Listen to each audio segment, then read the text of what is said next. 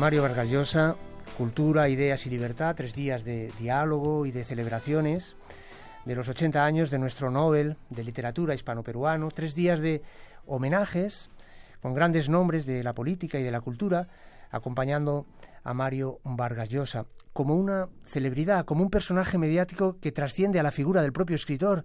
Mario Vargas Llosa, buenas tardes, gracias por acompañarnos en el Ojo Crítico. Nada, encantado, con mucho gusto. ¿Cómo espera salir de esta experiencia, de estos 3 días de homenajes, de celebraciones, de felicitaciones? Bueno, espero salir no muy maltrecho. Por lo menos ya la voz la tengo bastante estropeada, pero espero que no pase de allí. Mario Vargas Llosa, y de una presencia pública casi como una celebridad más allá de los espacios de la cultura, de los medios de comunicación. Bueno, vivimos en una época en que todo se vuelve espectáculo, ¿no es verdad? Entonces, la cultura ha pasado también a ser un espectáculo. Eso tiene un lado positivo, pero también tiene un lado muy negativo. La cultura se banaliza, se frivoliza un poco, y eso no creo que sea bueno para la cultura ni para nadie, ¿no? Una presencia en los medios, Mario Vargas Llosa, quizá inevitable por eso mismo de la civilización del espectáculo, sobre una civilización que usted ha reflexionado, ¿no? Y que nos ha propuesto incluso un ensayo, y que no sé si de alguna manera le incomoda lo escrito y lo que ahora le toca vivir. No, porque lo que me toca vivir es casi una confirmación muy detallada de lo que sostenía en ese ensayo. Creo que hay una necesidad de espectáculo en nuestro tiempo que se manifiesta fundamentalmente a través de los grandes medios de comunicación, y eso de alguna manera hace que ciertas ideas, que ciertos libros, que ciertos temas importantes de cultura lleguen a un gran público. Es el lado positivo, pero el lado negativo es que todo eso llega de una manera que lo banaliza, que lo superficializa muchísimo, y también que se crea en torno del fenómeno de la cultura un tipo de frivolidad que desnaturaliza mucho las ideas, los valores, y le da a la cultura una función que no ha tenido antes y que yo creo también que no debería tener. Una realidad, la civilización del espectáculo, con la que convive Mario Vargas Llosa, justo cuando presenta también su última novela, ¿no? 5 esquinas, con el periodismo como una de las grandes líneas narrativas del relato y la invasión, ¿no? de la vida privada. Habría que situarla dentro de un contexto muy preciso, que es la etapa final de la dictadura de Fujimori en el Perú. Eso fue una dictadura que tuvo, entre otras características así muy especiales, la utilización de una prensa amarilla, de una prensa de escándalo, como un instrumento de coacción política. El hombre fuerte de la dictadura de Fujimori, que se llamaba Montesinos, él manejó directamente este tema, utilizando la prensa de escándalo para desacreditar, para bañar en la mugre, es decir, en el escándalo, muchas veces de una manera pues mentirosa, calumniosa, a los opositores, para intimidarlos, para atajar sus críticas, o simplemente para sancionarlos por haberlas hecho públicas. Y esto fue un fenómeno que tuvo un efecto muy, muy negativo en la prensa en general, yo diría en todos los medios de comunicaciones. Hubo una devaluación extraordinaria de las exigencias, de la calidad y sobre todo del factor ético, de tal manera que la prensa se convirtió muchas veces no en una fuente de información, sino en una fuente de disimulación de la realidad, de caricaturización de las personas, de los problemas. Se llegó a crear una especie de segunda naturaleza falsificada de toda una realidad, porque eso le convenía a la dictadura. Ese es uno de los temas centrales de mi última novela de Cinco Esquinas. Cinco Esquinas, un relato, Mario Vargas Llosa, sustentado en una variada, ¿no?, galería de personajes y un telón de fondo, y esa ciudad de Lima, ¿no?, casi como un personaje más de la historia, de una Lima con un violento barrio alto que quizá pueda recordar quizá a un Londres del lumpen, del nocturno de Dickens. Bueno, el barrio, que se llama Cinco Esquinas precisamente, que está en lo que llamamos los barrios altos en Lima, de alguna manera tiene un cierto simbolismo. Fue un barrio muy importante en la época de la colonia, incluso las mejores iglesias, los mejores conventos coloniales están en ese barrio. Luego pasó a ser un barrio más bien decadente, un tanto marginal, cuando el centro de Lima se desplazaba hacia el mar.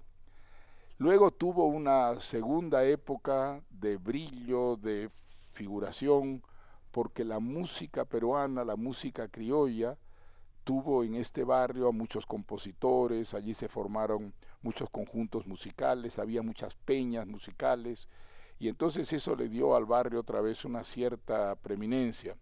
Y luego ha caído en una decadencia definitiva porque me parece difícil que pueda ya salir del pozo en el que se encuentra. Es un barrio muy violento, donde hay mucho delito, fundamentalmente vinculado al tema del narcotráfico, y me pareció que en estos vaivenes de la historia de Cinco Esquinas, de alguna manera estaba reflejada la realidad peruana, hasta ese periodo, que fue el peor periodo de la dictadura.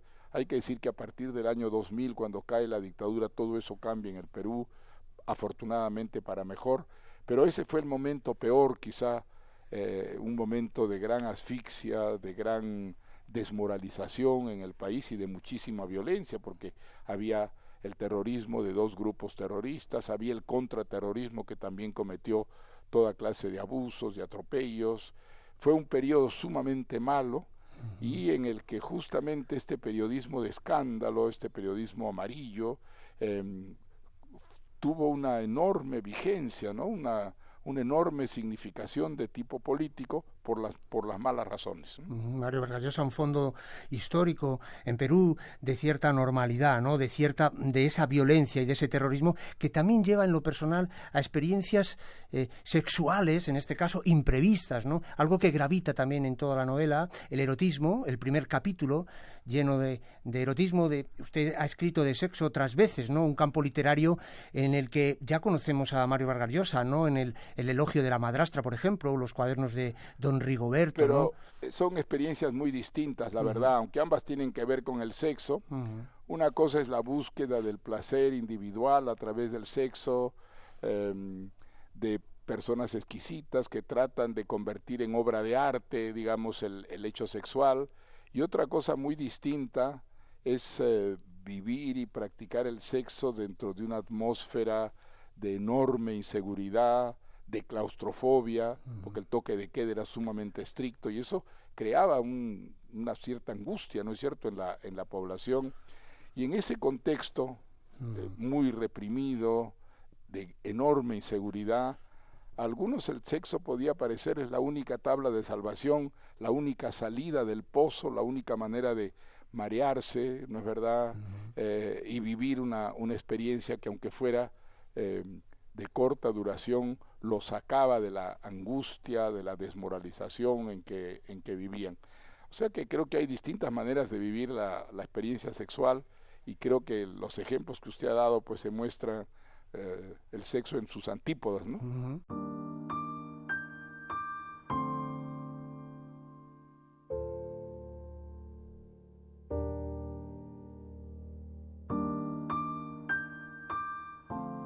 ¿Había despertado o seguía soñando? Aquel calorcito en su empeine derecho estaba siempre allí. Una sensación insólita que le erizaba todo el cuerpo y le revelaba que no estaba sola en esa cama.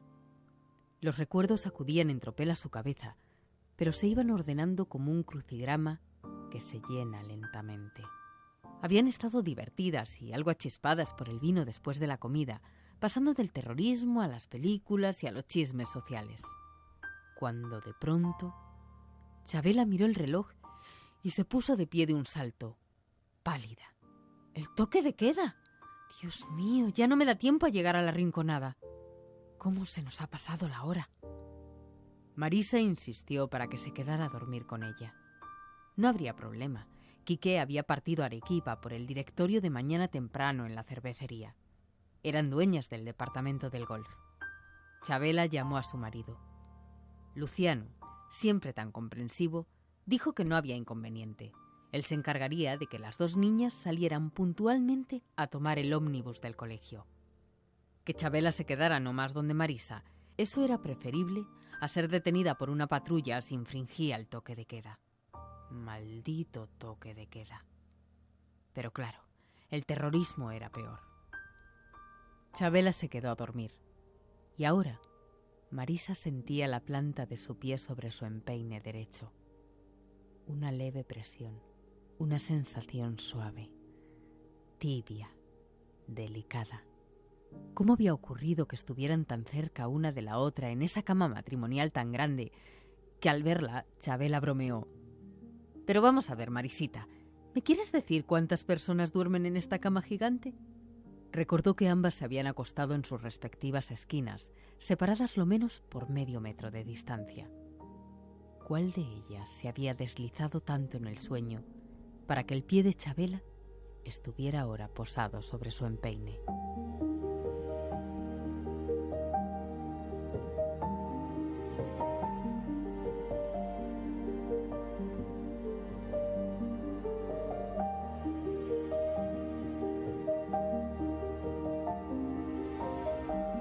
Cinco esquinas, Mario Vargas Llosa, una historia que también es una celebración de nuestro idioma, ¿no? En Cinco esquinas está salpicado de americanismos, de peruanismos, ¿no? Cachascán, chingana, disforzar, tombo, que confieren a la narración una insólita, quizá, resonancia, ¿no? Las formas creando los contenidos, Mario Vargas Llosa. Sin ese lenguaje sería imposible la creación de Cinco esquinas.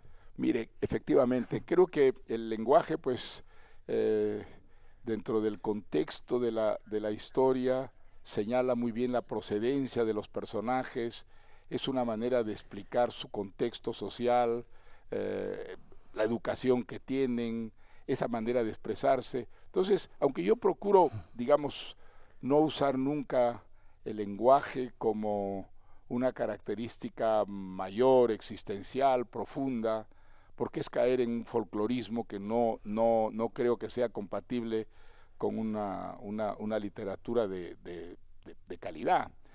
Pero creo que en ciertas circunstancias es imposible que la gente no hable de una cierta manera que exprese lo que es realmente, ¿no? Entonces, en esta novela, pues sí, la manera de hablar de las personas es una manera de establecer las distintas procedencias que tienen, los niveles de educación y de cultura que son los suyos, y por eso he usado, pero quiero no haber abusado de los peruanismos, ¿no?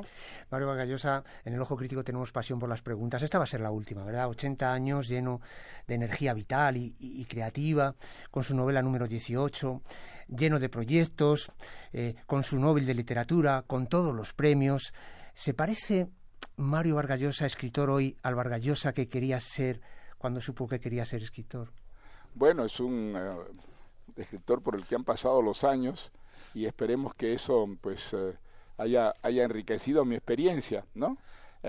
Tengo que decir que no he perdido las ilusiones en lo que se refiere a mi propia vocación. Tengo siempre muchos proyectos, más proyectos que tiempo para poder realizarlos, pero creo que eso es bueno porque es siempre un estímulo que lo mantiene a uno cabalgando, ¿no? Pues nada, muchísimas gracias por esta conversación. Gracias, Mario Vargas Llosa, desde la Casa de América. Sigue el Simposium Cultura, Ideas y Libertad. Gracias por acompañarnos en El Ojo Crítico. Pues nada, gracias también. Adiós.